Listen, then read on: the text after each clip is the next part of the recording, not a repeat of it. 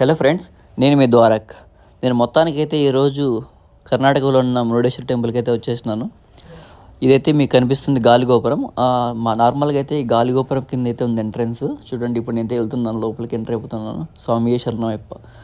రాగానే మనకైతే స్వాములు అయితే ఎంట్రీ ఇచ్చినారు. ఇక్కడైతే మనం టికెట్ తీసుకోవాల్సి ఉంటుందండి. ఈ టికెట్ దేనికంటే, ఈ గాలిగోపురం ఉంది కదా, అక్కడ పెద్ద లిఫ్ట్ ఉందన్నమాట. ఆ లిఫ్ట్కి అయితే మనం వెళ్ళాలనుకున్నట్టుగా అంటే ఆ గాలిగోపురంలో టికెట్ తీసుకున్నాలి. ఇప్పుడు నేనైతే గాలిగోపురం నుంచి అలా ముందుకు వచ్చేస్తున్నాను, దర్శనానికి అయితే వెళ్తున్నాను అనమాట.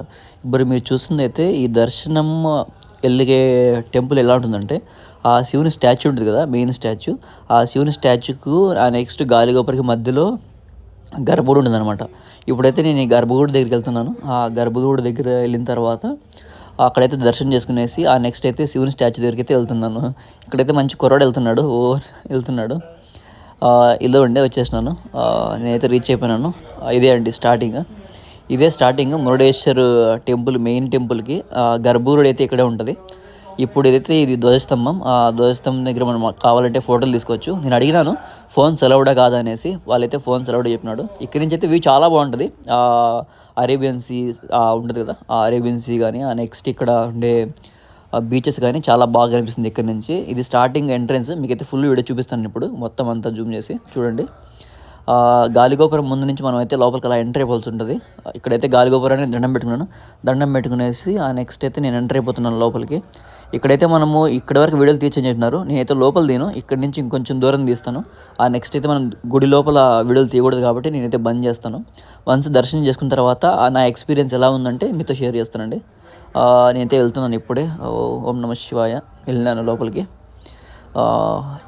కొంచెం ముందుకు వెళ్తే మనకైతే గర్భుడు ఉంటుంది. అక్కడైతే మనకి శివుడు అయితే లింగం ఉంటుంది అక్కడైతే హలో గాయస్, లడ్లు అయితే తీసుకున్నాము. ఇప్పుడు పైకి వెళ్ళాలో చూస్తాను. ఇదైతే మెయిన్ టెంపుల్ పక్కన వినాయక స్వామి టెంపుల్. ఓకే, దీని పక్కన మనకు తెలిసిందే కదా బిగ్ స్టాచ్యూ ఉంటుంది మురుడేశ్వర్లో. ఆ స్టాచ్యూకి అయితే మనం ఇక్కడికైతే దీపాంతుల కోసం ఆయిల్ పోసిండ్రు. Sir, how can I go to the top? Outside road. Here also can water. Okay.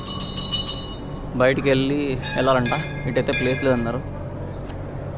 Okay, ఇక్కడైతే మీకు వ్యూ చూపిస్తాను ఎలా ఉంటుంది ఏంటనేసి. వ్యూ అయితే చాలా అంటే చాలా బాగుంది.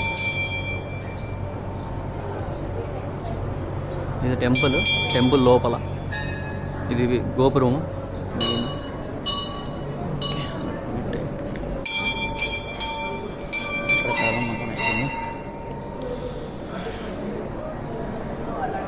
మొత్తానికైతే స్టాచ్యూ దగ్గరికి అయితే వచ్చేసినాము.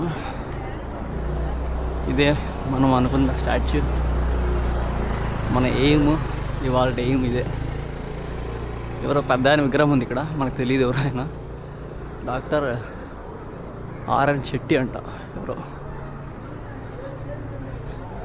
మేబీ ఇది కట్టించిన ఆయన ఉంటాడు. అందుకే అంత దేవుని ముందు అంత పెద్ద విగ్రహం పెట్టారంటే సంథింగ్ హీ డిడ్. లొకేషన్ అయితే చాలా బాగుంది. ఇది పెద్ద రాజగోపురం అనమాట. ఈ రాజగోపురం ముందు ఉంది శివుని స్టాచ్యూ. ఈ రెండింటికి మధ్యలో గర్భగుడి అనేది ఉంటుందన్నమాట. ఇప్పుడు మనం అయితే వెళ్ళిపోతున్నాము స్టెప్స్ ఎక్కేసి.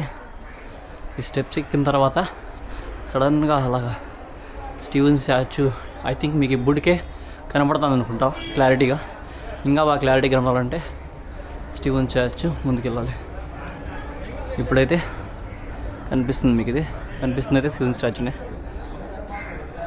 చాలా అంటే చాలా బాగుంది, సూపర్. మనం ఫస్ట్ దేవుని దగ్గరికి వెళ్ళిపోదాము. ఆ నెక్స్ట్ ఇప్పుడు నేను ఆఫ్ చేస్తున్నాను, అంత క్లోజ్కి వెళ్తే కనపడదు కాబట్టి.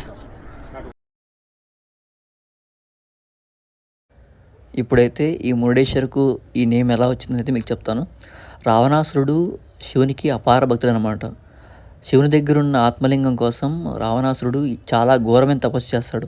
ఆ ఘోర తపస్సుకు శివుడు మెప్పొందిపోతాడు అనమాట. మెప్పొందిపోయి తన దగ్గరున్న ఆత్మలింగాన్ని అయితే రావణాసుడికి ఇస్తాడు. రావణాసురుడుకి ఇచ్చిన ముందు చెప్తాడంట, ఈ ఆత్మలింగం భూమి మీద ఎక్కడ పెడితే అక్కడే ఉంటుంది, మళ్ళీ దీన్ని తిరిగి వేరే ప్లేస్కి పెట్టలేమనేసి. అప్పుడైతే రావణాసురుడు అనుకుంటాడంట ఏమనేసి, ఈ ఆత్మలింగం ఎత్తుకొని పోయి శ్రీలంకలో పెడదామనేసి. అప్పుడు దేవతలకు ఐడియా వస్తుంది, ఏంటి ఈ ఆత్మలింగం ఎత్తుకుపోయి శ్రీలంకలో పెడితే డెఫినెట్గా ప్రతికూల చర్యలు జరుగుతాయి అనేసి మహావిష్ణువు దగ్గరికి వెళ్తారంట. మహావిష్ణువు గారు ఈ ఆత్మలింగం ఎత్తుకొని పోయి రావణాసుడు శ్రీలంకలో పెడితే ప్రతికూల చర్యలు జరుగుతాయి, దీన్ని ఎలాగైనా ఖండించండి అనేసి. సో దానికైతే మహావిష్ణువు ఒక ప్లాన్ వేస్తాడంట. ఏంటి, అప్పుడైతే ఈ వినాయకుడిని నారద మహర్షిని ఇద్దరు పంపిస్తాడంట. వినాయకుడు వచ్చేసి ఎలా వెళ్తాడో తెలిసిన బ్రాహ్మణ పిల్లోనిగా వెళ్తాడనమాట. బ్రాహ్మణ పిల్లోనిగా ఎవరి దగ్గరికి వెళ్తాడు? రావణాసుని దగ్గరికి వెళ్తాడు.